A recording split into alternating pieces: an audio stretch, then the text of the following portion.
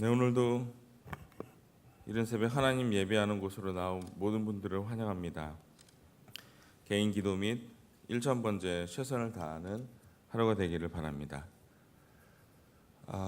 오늘 본문은 바이블 타임 나훔입니다. 이제 구약 성경 소예언서 중에 하나인 나훔은 솔직히 말하면 우리가 막 찾아서 보는 본문은 아닙니다. 그래서 오늘 성경을 읽으실 때도 어디 붙어 있는가 좀 찾으신 분도 계실지 모릅니다. 내용도 쉽게 이해되는 부분은 아닙니다. 이 나훔이 총 3장으로 이루어져 있고요. 절수를 다 더하면 47, 47절밖에 되지 않습니다. 이게 짧은 본문인데 오늘 짧게나마 나훔에 대한 이해를 갖고 집에 가셔서 한번 읽어보시면 좋겠습니다. 나훔은 이방 민족인 니느웨에 대한 심판을 예고하고 경고하는 내용을 갖습니다. 당시 강력한 세계의 제국인 아수르의 수도가 니느웨입니다. 오늘 나훔은 그 아수르에 대한 심판을 얘기하는 거죠. 그런데 왠지 좀 익숙하지 않습니까? 이 비슷한 내용의 성경이 있었습니다. 우리가 잘 알고 있는 요나가 바로 이 니느웨에 대한 심판을 얘기하죠. 오늘 나훔이 있기 전에 활동하기 전에 한 150년 정도의 전에 이 요나가 활동을 했을 것으로 봅니다. 근데 이제 우리 잘 알듯이 이제 요나가 막 도망가잖아요. 이제 아수르 백성들이 회개할까봐. 근데 이제 다시 잡혀와가지고 말씀을 전하는데 어떻게 됐죠? 니느웨 백성들이 회개를 합니다. 그래서 이제 아수르가 이 심판을 면하게 되죠. 그 내용이 이제 150년 전 내용입니다. 시간이 지나고 니느웨 백성들은 여전히 강포했습니다. 다시 말하면 그들은 하나님께 진심으로 회개한 것이 아니었습니다. 그 당시 그냥 요나가 얘기하니까 무서워서 이제 돌아와야겠다라고 얘기한 약간 거짓 회개. 그래서 오늘 나훔은 다시 한번 그 멸망을 선포합니다. 그리고 요나서와 달리 이제는 회개할 기회가 없습니다. 나훔서에는 오직 심판의 메시지와 재앙의 메시지만 존재합니다. 1장 1절은 나훔이 어떤 사람인지에 대해서 얘기합니다. 니느웨에 대한 경고, 곧 엘고스 사람 나훔의 묵시의 글이라. 엘고스 출신이라고 얘기하고 이름은 나훔이랍니다. 그리고 아무것도 없습니다. 누구 아들이고 어느 집하고 어떤 직분을 했던 사람이고 아무것도 나와 있지 않습니다. 성경은 오직 하나님에게만 집중하라는 의미에서 나훔에 대한 정보를 실지 않았습니다. 하나님과 그 메시지만 관심을 가지라는 의미죠. 당시 아수르는 강력한 힘을 가지고 있었고 영토를 확장해 나가고 있었습니다. 그리고 아주 잔인한 방법으로 이 정복한 나라들을 이렇게 지배하고 있었습니다. 그것이 바로 하나님 보시기에 악했습니다. 뿐만 아니라 북이스라엘도 아수르에 의해서 멸망하게 됩니다. 그 여세를 몰아서 아수르 왕 사네립이 남유다까지 내려오잖아요. 근데 이제 결과가 어떻게 됩니까? 이제 열왕기 하 19장 35절에 보면 이 밤에 여호와의 사자가 나와서 아수르 진영에서 군사 18만 5천 명을 친지라. 아침에 일찍 일어나 보니 다 송장이 되었더라. 남유다의 군사력이 뛰어나서가 아니고요. 하나님이 여호와의 사자가 갑자기 나타나서 18만 5천 명을 그냥 죽였습니다. 아침에 일어났더니 송장이 된 거죠. 그 정도로 아수르는 주변 국가에 대해서 좀 위협적인 존재들이었습니다. 그래서 하나님이 오늘 이렇게 심판을 얘기하시는 거죠. 오늘 본문 2절 3절을 제가 읽겠습니다. 여호와는 질투하시며 보복하시는 하나님이시라.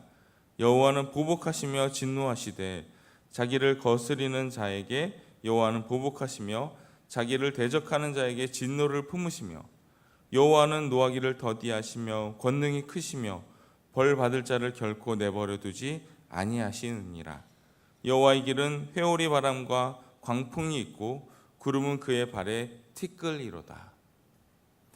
하나님의 속성에 대한 부분을 말하고 있습니다. 여기서 질투는 원어상 의미를 또 보자면 열심히 하다를 내포합니다. 즉 하나님은 모든 일에 적당히 행하시는 일이 없다라는 거죠. 죄를 저지른 자에게 그냥 내버려 두지 아니하시는 하나님. 그리고 여기서 보복하다는 의미는 어떤 한 개인을 대상으로 하는 것이 아니라 집단이나 백성을 심판할 때 쓰이는 단어입니다. 다시 말하면 하나님의 백성인 이스라엘을 괴롭히는 아수르를 하나님께서 보복하신다라는 뜻이죠. 그래도 우리가 성경을 보면서 오해하지 말기를 바랍니다. 하나님은 이미 아수르에게 충분히 기다려 주셨습니다. 회개할 기회도 주셨고요. 모든 상황에 인내하시며 죄인들이 돌아오기를 원하셨습니다. 그래서 우리가 알고 있는 요나도 보내셨잖아요. 요나는 가기 싫었지만 하나님은 그 니느웨 백성을 생각하셔서 회개할 기회를 주신 겁니다. 그런데 여전히 강포했던 거죠. 아수르는 그 기회를 저버린 것입니다. 저는 이 부분을 읽으면서 로마서 생각이 들었습니다. 로마서 12장 19절에 보면 내 사랑하는 자들아 너희가 친히 원수를 갚지 말고 하나님의 진노하심에 맡기라. 기록되었으되 원수 갚는 것이 내게 있으니 내가 갚으리라고 주께서 말씀하시니라. 악인이 득세하고 세상을 어지럽히게 할 때 우리가 흔히 속상하기 마련입니다. 하지만 하나님은 그냥 내버려 두지 않으신다고 말씀하십니다.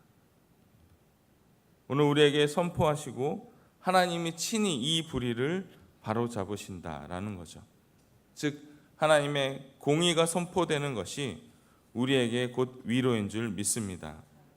그런 면에서 오늘 나움의 저자의 이름에 비밀이 있습니다. 이 나움의 뜻은 위로하는 자, 위로자라는 뜻입니다. 약간 좀 아이러니합니다. 이 내용 자체, 나움서의 내용 자체는 이 니느웨의 멸망을 얘기하는데 나움의 이름 뜻은 위로자라는 것. 하나님의 공의로 아수르는 멸망되지만 하나님은 하나님의 백성을 안전하게 지키신다라는 뜻을 내포하는 겁니다. 그래서 오늘 읽은 1장 7절에 이렇게 얘기합니다. 여호와는 선하시며 환난 날에 산성이시라. 그는 자기에게 피하는 자들을 아시느니라. 환난 날에 하나님께서 산성이 되어 주신다라는 겁니다.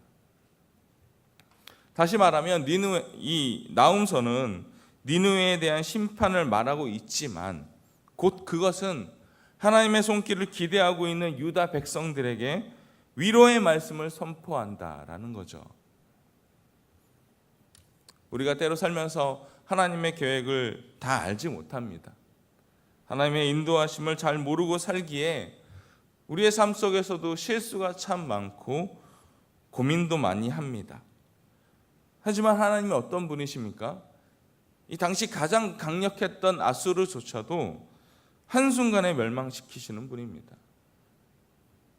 1장 15절, 1장 12절에 보면 특히 1장 12절에 보면 그들이 비록 강하고 많을지라도 반드시 멸절을 당하리니 라고 얘기합니다. 하나님께서 그 일을 행하신다면 막을 자가 없다는 거죠. 그리고 1장 15절에 보면 이렇게 얘기합니다. 볼지어다 아름다운 소식을 알리고 화평을 전하는 자의 발이 산 위에 있도다. 유다야 내 절기를 지키고 내 소원을 갚을지어다. 악인이 진멸되었으니 그가 다시는 내 가운데로 통행하지 아니하리로다 하시니라. 여기서 유다는 이스라엘 백성을 특히 이제 남유다를 뜻합니다. 악인은 누구겠습니까? 아수르를 말하죠. 이것이 바로 하나님이 선포하시는 복음인 줄 믿습니다. 오늘 읽지 않았지만 나홈서 2장에 보면 2장 13절에 여호와께서 아수르의 대적이 된다라고 얘기를 하십니다. 만군의 여호와께서 아수르를 대적이라고 부르시고 친히 멸하신다라고 얘기하십니다. 북방 이스라엘을 망하게 한 나라가 아수르고요. 지금 남방 유다를 위협하고 있는 나라도 아수르입니다. 여러분, 하나님께서 친히 나서셔서 야, 내가 너희를 멸하리다, 내가 너희의 대적이 된다라고 하는 말을 들었다면 이스라엘 백성들은 지금 이제 상대적으로 약한 국가잖아요. 이스라엘 백성들은 얼마나 마음이 든든하겠습니까? 오늘을 살아가는 우리에게도 하나님이 이와 같으신 줄 믿습니다. 우리의 대적을 아시고 여호와께서 친히 싸우신다라는 거죠. 비록 그들이 우리가 보기에는 너무 강할지라도 하나님이 직접 해결해 주신다라고 말씀하십니다. 우리가 이 사실을 잊지 않고 살기를 바랍니다. 1장 7절에 이렇게 얘기합니다. 여호와는 선하시며 환난 날에 산성이시라. 그는 자기에게 피할 자들을 아시느니라. 오늘 짧은 시간 나움서를 보았습니다. 나움은 실은 시적 요소를 갖고 있기 때문에 더 이해하기가 어려울지도 모릅니다. 하지만 오늘 말씀을 이해하면서 나움이 조금 읽혀지기를 바랍니다. 니느웨에 대한 선포, 심판, 반면에 이스라엘에게 임하시는 위로. 오늘 이 나움서의 가장 큰 메시지죠. 특히 1장 15절에 얘기하는 것처럼 유다 백성에게도 우리에게 메시지를 주십니다. 유다 백성에게 절기를 지키고 서원을 갚으라 라고 얘기하십니다.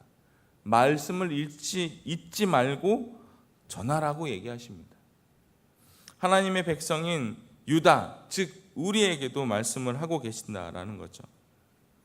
오늘을 살아가는 우리 성도님들의 삶 가운데도 환난 날에 위로자가 되시며 세상 풍파 가운데 도우시는 하나님을 경험하시기를 바랍니다. 우리의 대적을 여호와께서 친히 상대해 주시리라 믿습니다.